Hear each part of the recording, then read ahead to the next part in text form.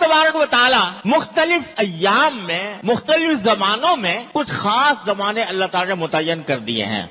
جن کو خاص تقدس سے نوازا ہے، اور ان کا مقصد یہ ہے کہ انسان جب اپنی دنیاوی ضروریات میں منہمک ہو کر اپنی روح کو بھلا بیٹھا ہے تو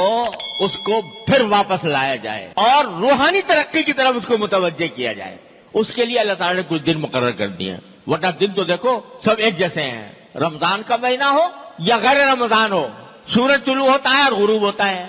دن میں اجالا ہوتا ہے، رات میں تاریکی ہوتی ہے۔ ایک خاص گردش جو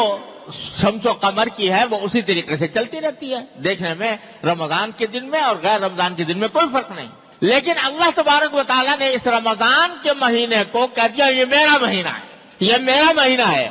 یہ میری عبادت کا مہینہ ہے۔ تو جب اللہ تبارک و تعالیٰ کسی چیز کو اپنا کہہ دیتے ہیں تو اس کے ساتھ جو تقدس، اس کے ساتھ جو روحانیت اور اس کے ساتھ جو عظمت وابستہ ہوتی ہے وہ عام چیزوں کی طرح نہیں ہوتی۔ دیکھو کعبہ شریف کو، کعبہ شریف کی عمارت کو دیکھو، اس میں وہی پتھر وہی سیمنٹ جو عام عمارتوں کے اندر ہوتا ہے، کیا فرق ہے اس میں اور عمارتوں کے اندر؟ بلکہ اگر دیکھا جائے تو دوسری عمارتیں زیادہ خوبصورت اور زیادہ شاندار نظر آتی ہیں بنسبت کعبہ شریف کی عمارت کے۔ لیکن میرے مولا نے کہہ دیا کہ یہ میرا ہے، یہ میرا گھر ہے، بیت اللہ، یہ اللہ کا گھر ہے،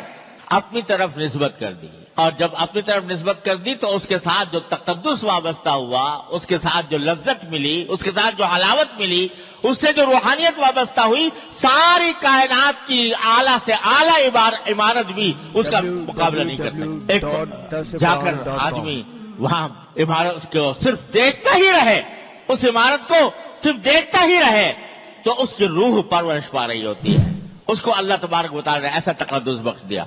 تو جب کسی چیز کو اللہ تبارک و تعالیٰ اپنا کہہ دیں یہ میری ہے تو اس سے جو تقدس، اس سے جو روحانیت وابستہ ہوتی ہے وہ اور کسی چیز سے نہیں ہو سکتی۔ تو رمضان کا مہینہ بھی عام مہینوں کی طرح تھا، لیکن میرے مولا نے کہہ دیا یہ میرا مہینہ ہے، میری عبادت کا مہینہ ہے۔ تو اب یہ رمضان کا مہینہ عام دنوں سے ممتاز ہو گیا، اس کی عظمت، اس کا تقدس، اس کی روحانیت سارے دوسرے ایام سے بڑھ گئی۔ اور مقصد یہ ہے، اس رمضان کا مہینہ لانے کا مقصد یہ ہے کہ میرے بندو